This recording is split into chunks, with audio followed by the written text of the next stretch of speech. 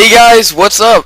Ewokio here. Yes, there's something new. I am now, instead of saying XXMMO Gamer, I'm now going to say, as you can see right here, my actual name that people in my guild call me, people in my friends list that I meet online call me.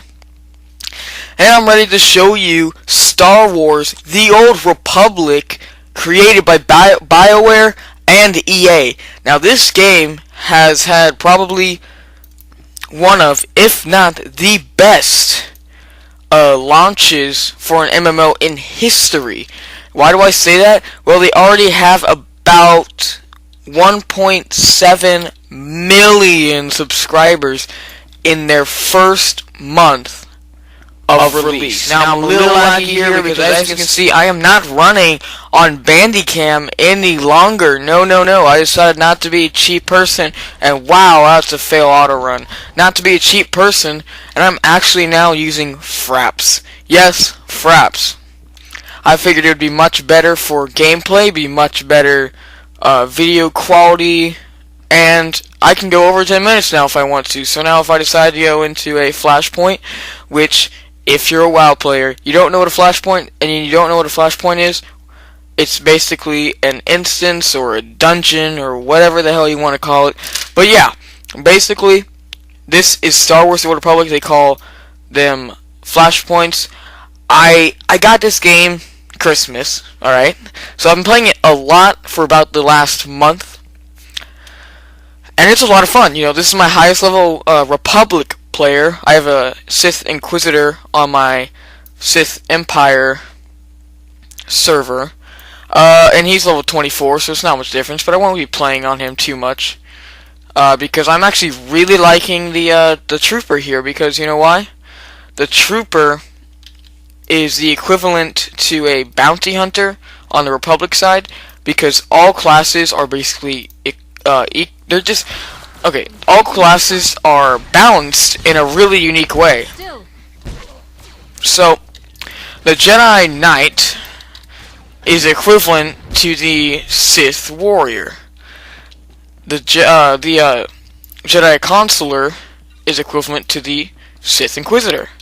So really, and wow, I'm having a little bit of a lag here. I wasn't having a lag in the little test runs I had earlier, but here we go. I guess we're gonna start lagging it up. No, that's not good. Okay, well, let's wait for some characters to load, because I think there's some mobs up here. Yep. Okay, wow, that took a while for it to load. Oh well, let's do this. This game has things called group phase. Oh, hold on, I was talking about the classes. So classes, everyone is equivalent to something, is really what they wanted to go for, so everyone's balanced in PvP, and there's not too much imbalance like WoW did. Like, Inquisitors are basically rogues if you go down the assassin tree, which is what I did. And, they do very high DPS, but, you know, it's not the same as a rogue. They're not overpowered, in my opinion. I don't think there's any overpowered class in this game at the moment. Each class has great things. Each class has, you know, not so great things. For example, I think, oh, that would be nice if, you know, I had, if I was a consular. There you go, consular. That's what it is. Because they have different stats for each thing in this game. And come on, let's go. I wanna run a little bit better. I'm tired of this lag. It shows my FPS is actually pretty low. Let's see if I can get it up here. Oh, I actually have 84 MS. Alright then.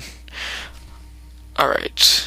Wow, see, and another great thing about BioWare has done here, they have made this game completely voice acted. So basically every single NPC you're going to talk to get quests or flashpoints or really anything, they're going to talk to you in a conversation much like what regular BioWare games such as Dragon Age or Mass Effect, etc., what their little conversation wheel, and I actually love that. And I can actually see more MMOs doing doing what BioWare has done here. The conversation wheel.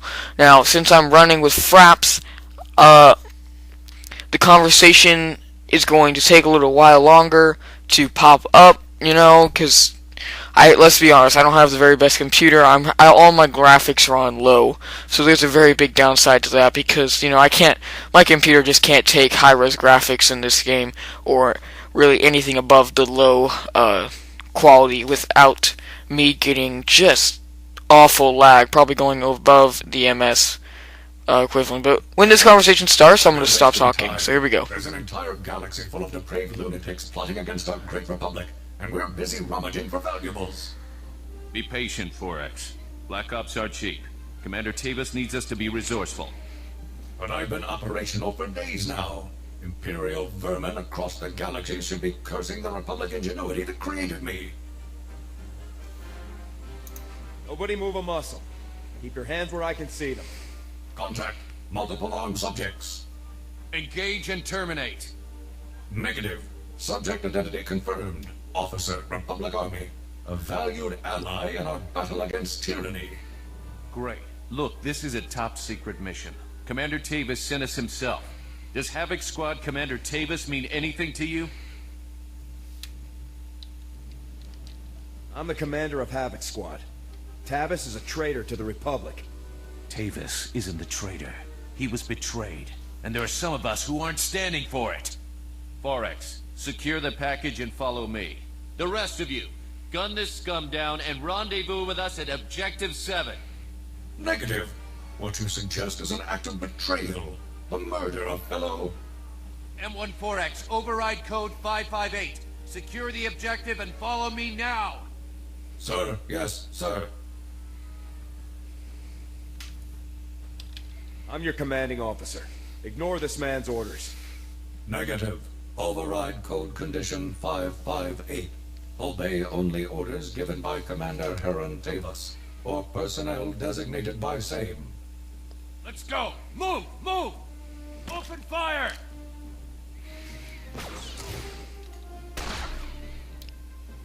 Ooh, Mexican standoff here. Alright, so, as you can see, the game is completely fully voice acted, and I should have warned you, this game, like with me doing videos, and wow, I'm about to die. Oh no, don't want to die, don't want to die. Heal me, companion, heal me. This game is completely voice acted, like I said, and every single video I'm gonna do will most likely have spoilers, unless, unless I am doing a PvP video or whatever, which I will do eventually, because there's 3 war zones in the game that are amazing. So, if you do not want any spoilers for the Trooper right now, I will give you a second to stop the video here and skip on a little later and see if if there's any more spoilers. It's probably just going to be this conversation here, but I just don't want anyone, this game is so story driven. I don't want really any spoilers, but so I'm going to tell you the backstory of the Trooper right now. So pause the video if you don't want to hear it. I'll give you 5 seconds to do that, or you can stop watching the video. But just if you're gonna stop here, remember to subscribe, comment, rate, whatever. I'd love all your feedback. I want to interact with some people in the game. I want to be friends with y'all. Get to know you guys, all my any of my fans out there or whatever. So yeah, just stop the video if you don't want to see this. Okay, let's see what my General Garza has to say. I'll tell you the backstory of the Trooper after this conversation here. So here we go. Because I think this is General Garza. Could be the guy I had to use as a contact here on Nar Shaddaa to find Commander Tavis, who I'll tell you about that whole incident after this. Come on. Come on. Let's go.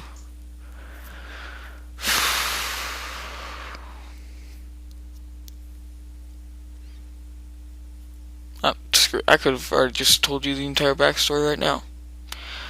Well, I'll just start talking. Alright, so, basically on Ord Mantell, what happened was... Well, okay. That was interesting, wasn't it?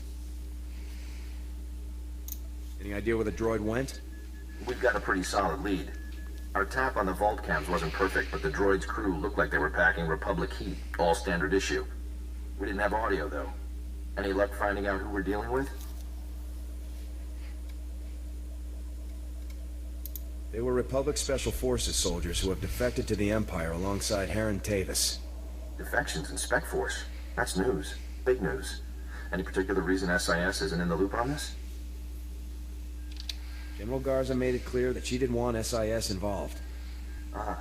So you're taking a pretty big risk giving me the whole story on this. Thanks. But we'll talk later.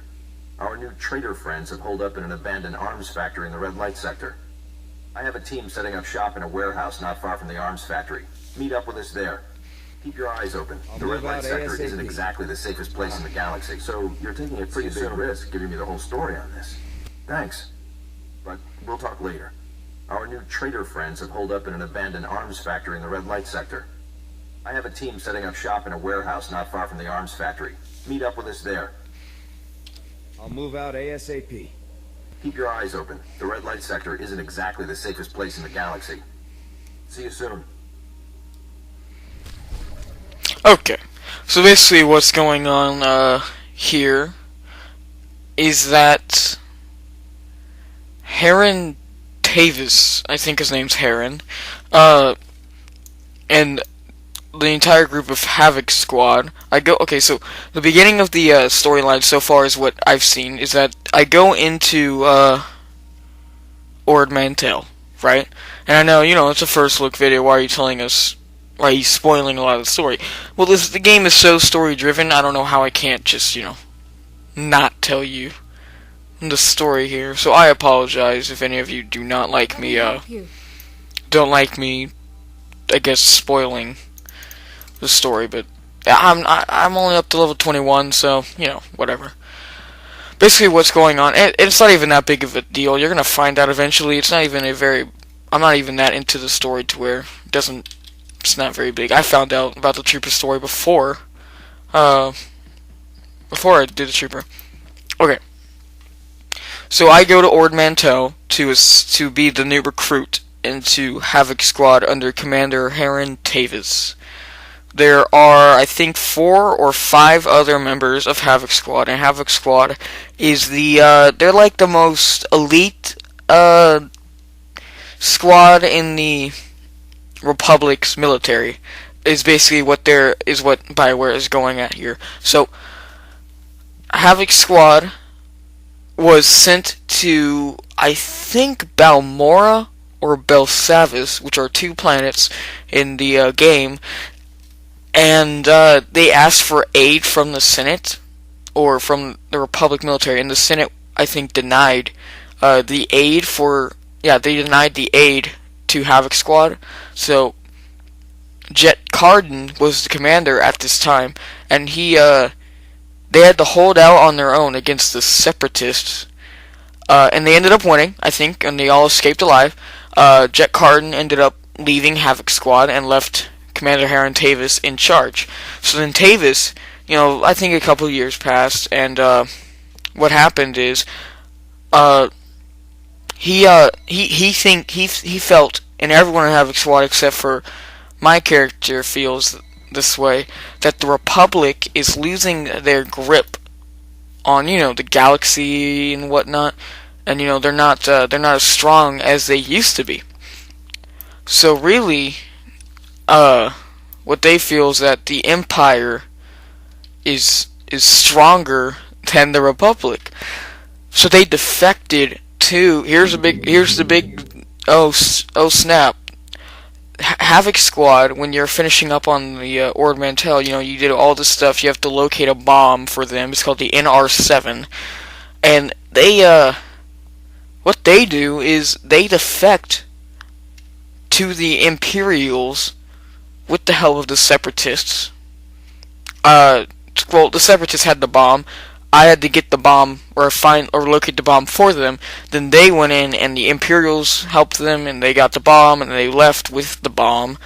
And they didn't want to kill me, so they had some Imperials try to kill me. You end up fighting those Imperials, and you survive, and all of that.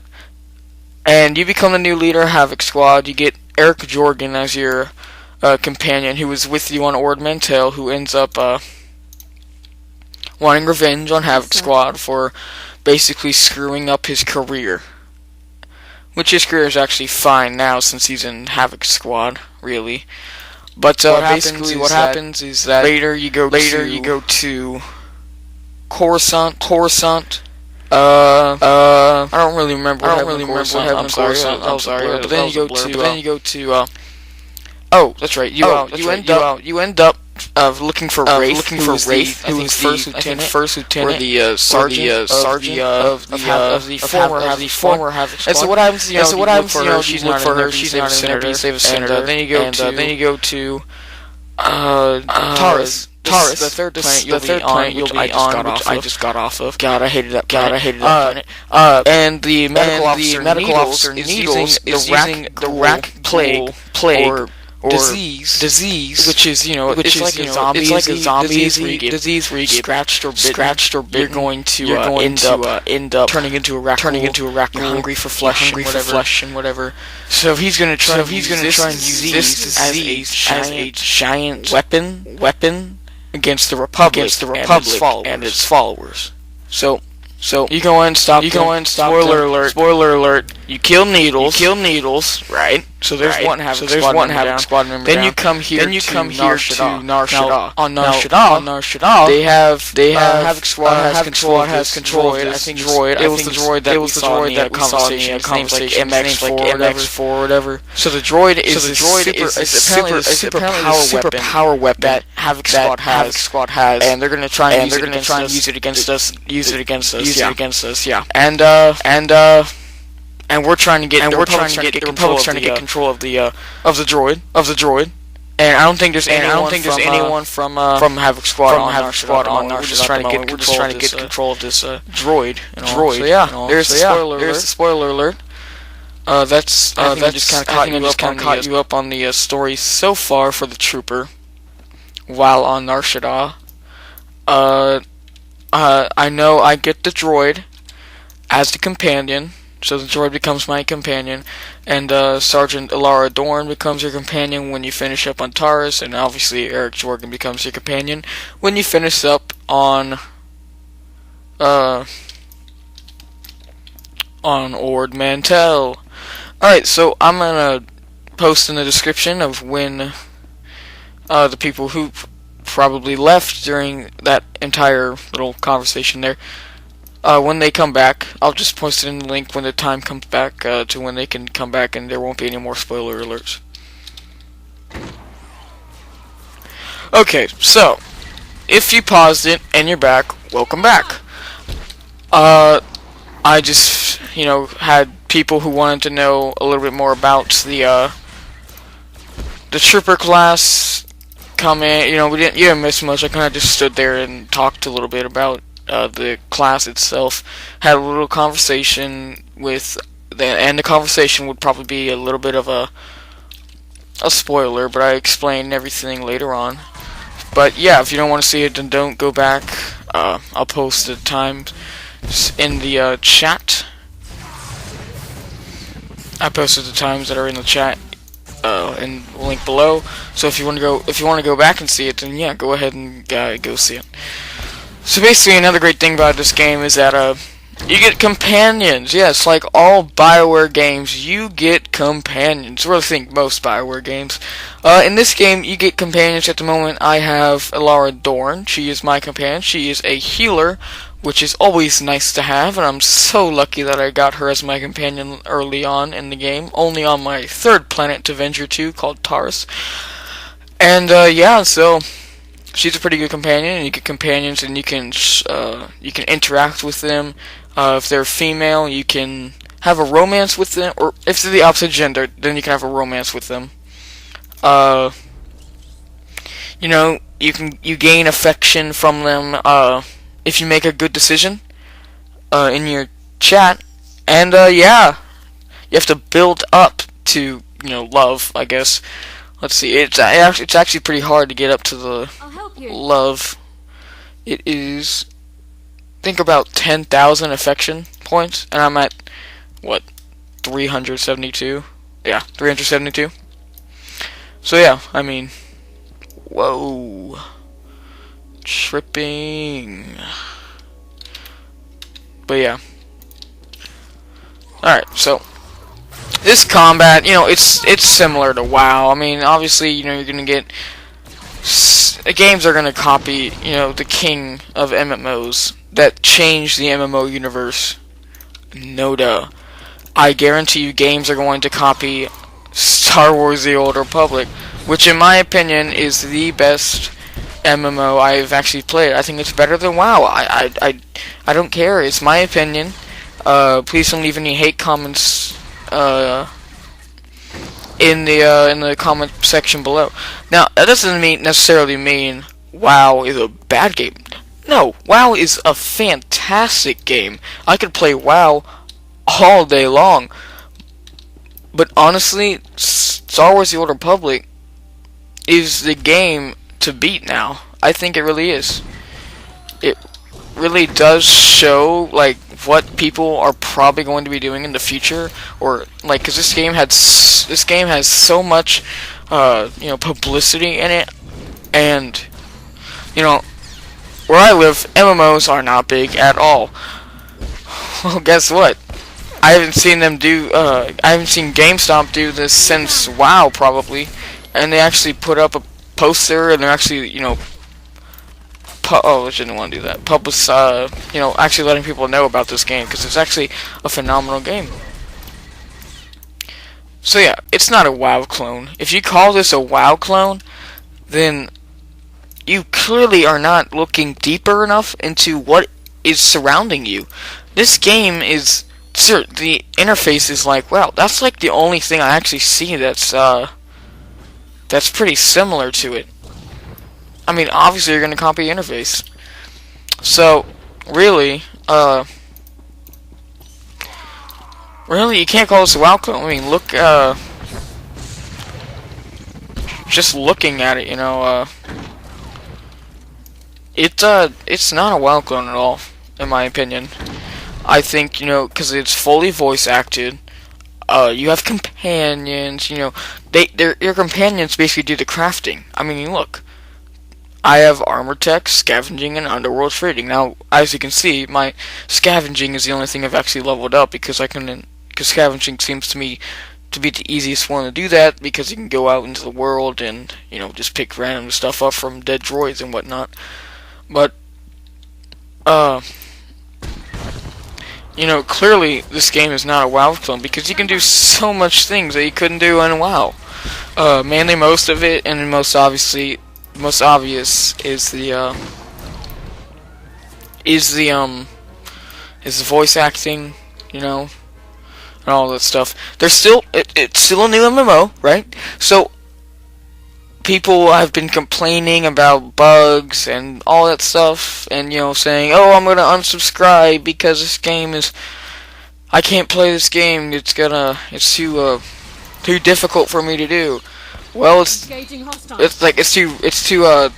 like high res, because it does, like, even on low graphics, the graphics are actually still pretty good. So I mean look at that. That's actually on low graphics, and I think that's actually still pretty neat graphics there. So I mean, obviously this game did take a long time. It's actually a game that they actually took the time on.